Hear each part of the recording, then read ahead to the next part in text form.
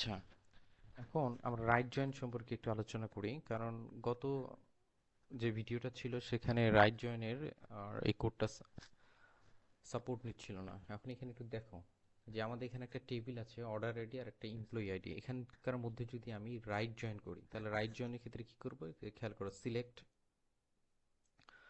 অর্ডারের জন্য order ID, মানে আমাদের এখানে যে এটা হচ্ছে লেফট টেবিল আর এটা হচ্ছে রাইট টেবিল। তাহলে আমরা একটু খেয়াল করো যে অর্ডারের জন্য order ID, employee, order dot order ID, মানে অর্ডার টেবিল থেকে আমরা কি নিব, অর্ডার আইডি নিব।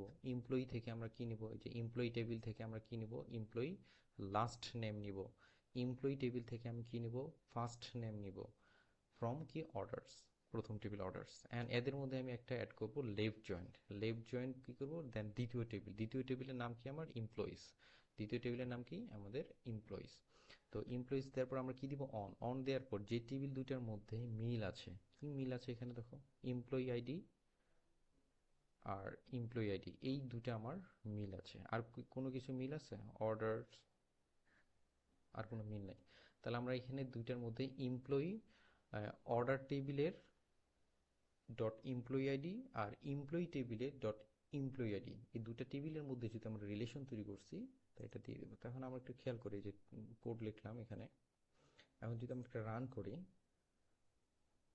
তাহলে দেখো যে আমাদের রাইট টেবিলে যে লাস্ট নেম এবং ফার্স্ট নেম নিছিলাম, আচ্ছা এখানে লাস্ট নেম এবং ফার্স্ট নেম নিছিলাম, এখানে সবার নাম দেখাবে। লাইভ টেবিলে এরকম অনেকগুলো নাম ছিল, সবার নাম দেখাইছে। কিন্তু লেফট টেবিলে যেটা আমরা অ্যাড করছি, যেটা অর্ডার আইডি, সেই অর্ডার আইডি কিন্তু দেখো যে প্রথমটা নাই, মানে এখানে গ্যাপ আছে। অর্থাৎ রাইট জয়েন্টটা হচ্ছে রাইট টেবিলে সব কিছু দেখাবে, লেফট টেবিলে যেটা মিল আছে শুধু সেগুলো দেখাবে।